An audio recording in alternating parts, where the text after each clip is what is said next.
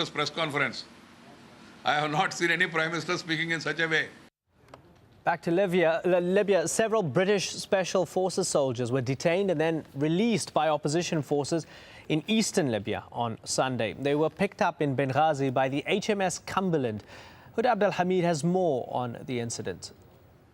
It's very difficult for anyone here to believe that these 8 British nationals were actually on a diplomatic mission, for the simple reason that they landed in the middle of the night by helicopter in a little town south of Benghazi.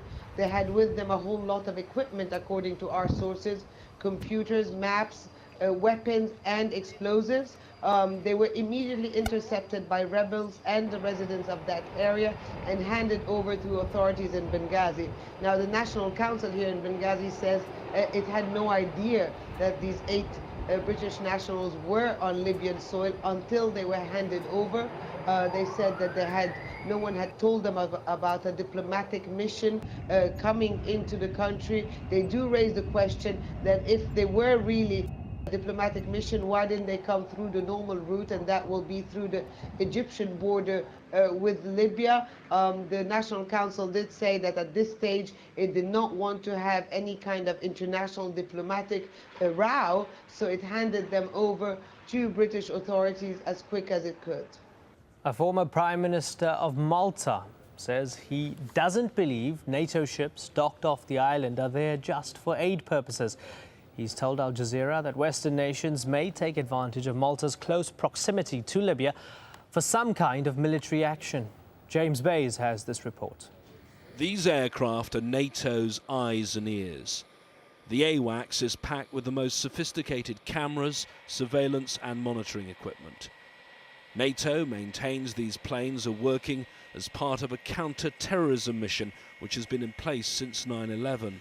But that mandate is a pretty broad one, checking on suspicious aircraft and ships.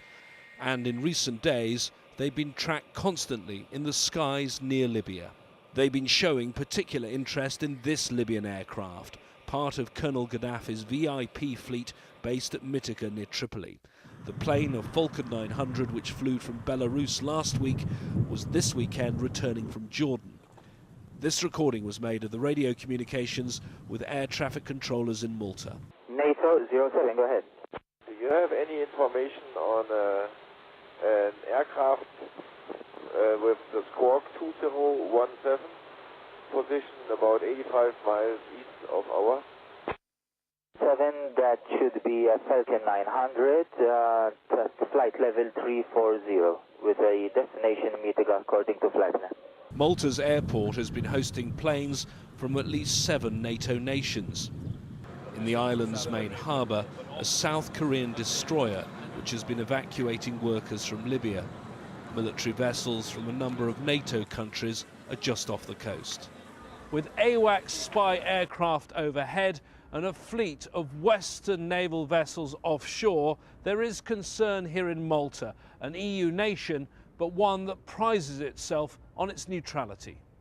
A former Prime Minister of Malta told me he doesn't believe Western powers when they say they're only here to evacuate their nationals. They cannot be trusted because if I were in their place, I would exploit the opportunity I have of the strategic position to spy and to do all that is necessary in preparation of any military attack. So it's not a question of evacuation only. They are exploiting also the circumstances for their own ends. The British Special Forces team, who were captured in Libya, are now on board HMS Cumberland, heading for Malta. It's adding to concern here that this island's neutrality is slowly being eroded. James Bays, AlJazeera, Malta. Well, as the situation in Libya unfolds, analysts say the tribes likely hold the key to victory for one side or the other. Most of the 6.5 million Libyans live on the coast. The rest is desert. The tribal allegiances are complicated, so let's give you an idea of the law of the land. Well, tribes in the east have long held gripes with the Gaddafi regime. The monarchy Gaddafi overthrew in 1969 came from there, made of the Senussi tribe. But the largest tribe in the east is the opposition-aligned Misrata, with strong influence in Benghazi. In the west, alliances are more complicated. Well, the leaders of Libya's biggest tribe, the Warfala, have lent their support to the opposition. So have the powerful Zawiya. Now, the Qaddafa, which is Gaddafi's own tribe, remains loyal to him, and so far it appears the same can be said for the Maghraha, Libya's second largest tribe. Tariq Yusuf is Dean of the Dubai School of Government. He says the tribes could make a difference in the regime's collapse. I think tribes as a factor might come into play as far as the military and security establishment of the regime, which is organized along tribal lines. So it would make a difference if some of the tribes break away from their alliance or presumed alliance with Gaddafi at this moment, for his ability to control and manage the military and security organizations under his control. But in terms of the east or the rest of Libya, it's not only the tribes that has felt his repression, it is every segment of Libya's population. It's the intelligentsia, the educated, Islamists. Hence, once the regime falls, if that happens, and we all presume that this is only a matter of time since the world community seems to have a consensus on this, it's unlikely that the tribes will in fact determine the nature of the political system that will emerge. The tribes can be helpful, they will help reinforce, new alliances will emerge. It will be essentially the urbanized classes in Tripoli and Benghazi and elsewhere that will be setting the tone. Rebels and protesters.